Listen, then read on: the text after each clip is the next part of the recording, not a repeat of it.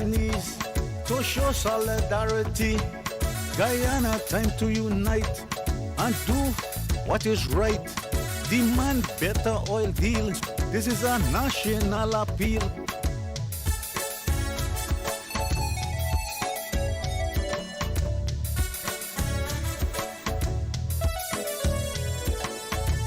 Drill it, baby, drill it.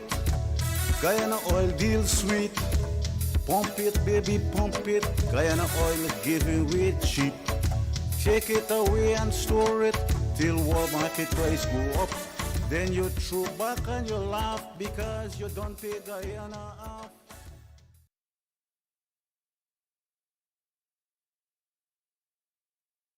Terry Godras, the guy. Hey, this is your boy Terry Godras, the Guyana Babu, and you are tuned in to Kaieteur Radio, 99.5 FM in Berbice and 99.1 FM in Demerara and Essequibo.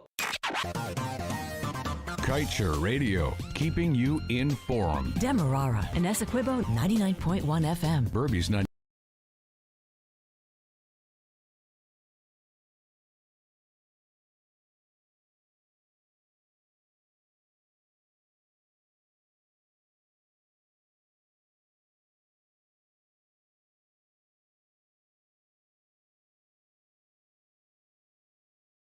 Right here on Kaieteur Radio 99.1 and 99.5 FM. My name is Joshua Van Sleckman. Thank you for joining us.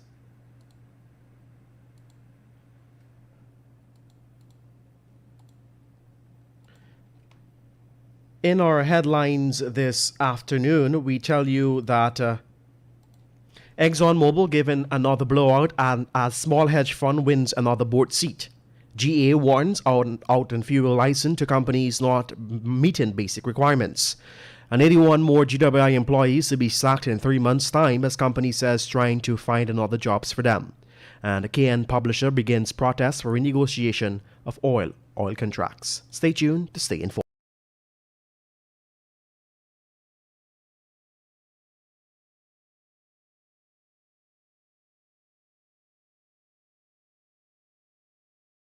Details right here on Kaieteur Radio 99.1 and 99.5 FM.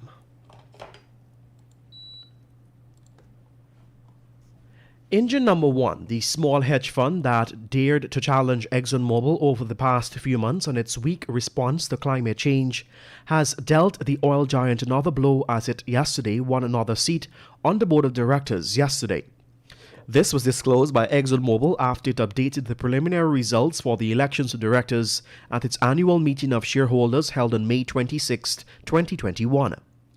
Engine number one's challenge for board seats were rooted in its dissatisfaction with ExxonMobil's emissions output.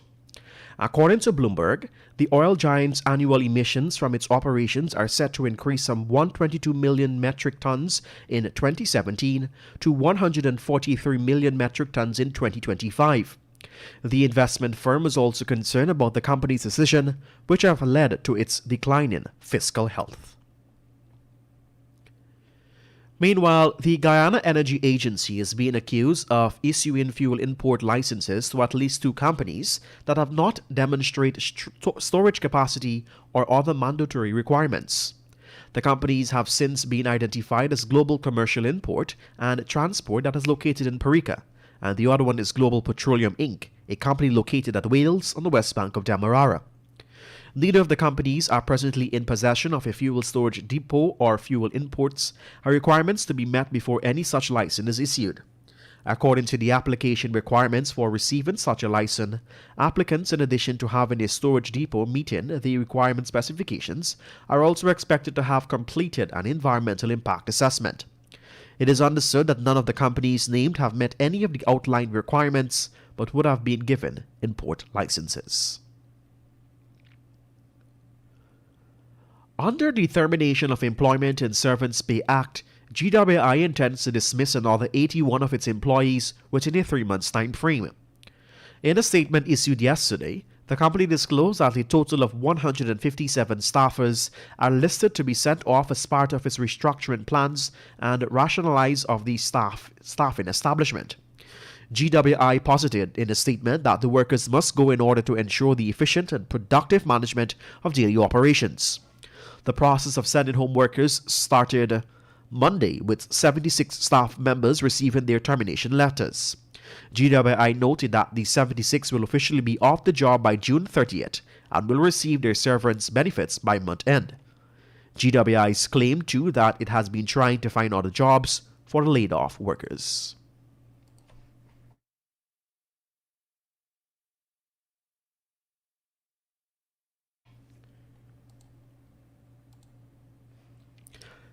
Kaieteur News' publisher Glenn Lal has started a public demonstration to get the authorities to renegotiate all foreign contracts.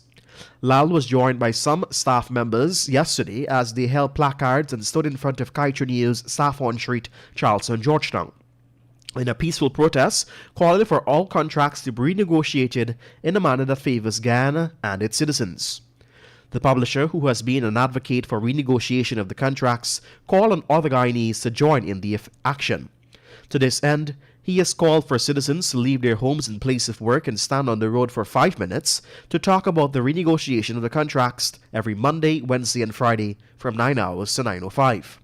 Additionally, he has asked all drivers to show their support by blowing their horns during the 5 minutes period.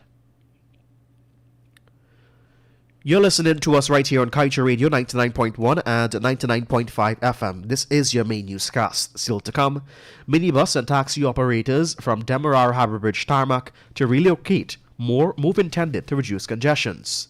GCCI calls on leaders to urgently pursue electoral reform. And miners and loggers urged to take extra precautions in light of intense rainfall. Stay tuned to stay informed.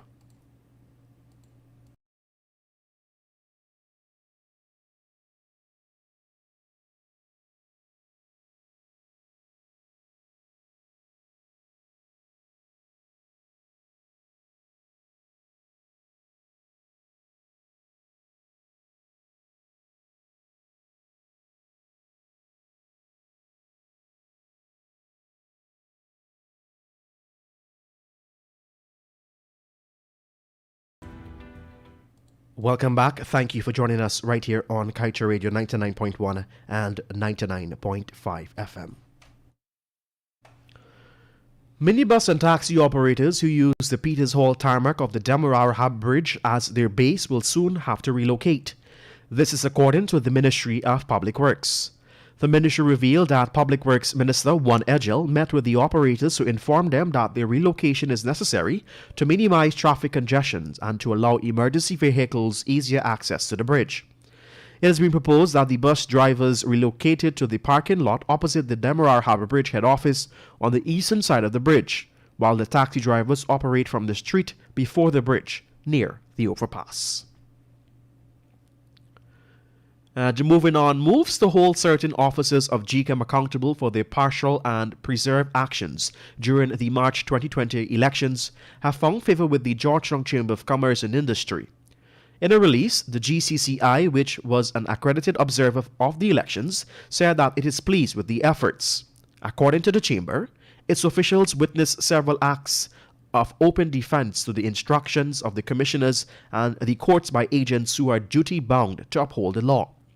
GCCI is urging the stark reminder of our difficulty history during undemocratic days be used as an aim to undertake the necessary reforms to the electoral process. Moreover, the GCCI is calling on the leadership of Guyana to ensure that the electoral reform process is undertaken with greatest of urgency. According to the GCCI, it anticipates that the input and involvement of a wide range of stakeholders so as to be able to solicit ideas on the strongest sets of reforms as possible. In a notice yesterday, the Ministry of Natural Resources urged miners and loggers to take extreme precautions in their operations and use of hinterland infrastructure in light of the ongoing intense weather conditions. The ministry noted too that through the GGMC and the Guyana Forestry Commission, it is cognizant that such conditions will pose great challenges and will impact the natural resources sector and its productivity. As such, the ministry said that it is using all stakeholders to exercise caution and observe all necessary safety practices in keeping with sustainable logging and mining guidelines to prevent accidents. A Brazilian miner who had reportedly disappeared some 3 days ago was on Tuesday found floating face down in the vicinity of a landing located in the Mazaruni River, region number 7. The dead man has been identified as 37-year-old Alfredo Foss. The detectives believe that he might have drowned after they found his boat drifting down the river. They also reported that marks of violence were observed on his remains. Foss was reportedly left by his boss to watch over a water bridge. His body was removed from the river and taken to the Bartica Hospital mortuary, where it awaits an autopsy to determine the cause of death. It is now 12 hours 20 in Guyana, and right across the Eastern Caribbean, we turn our attention to your COVID-19 updates. The Ministry of Health yesterday announced that another 5 persons who tested positive for the COVID-19 have died. Their deaths that have brought Guyana's COVID-19 death toll to 396.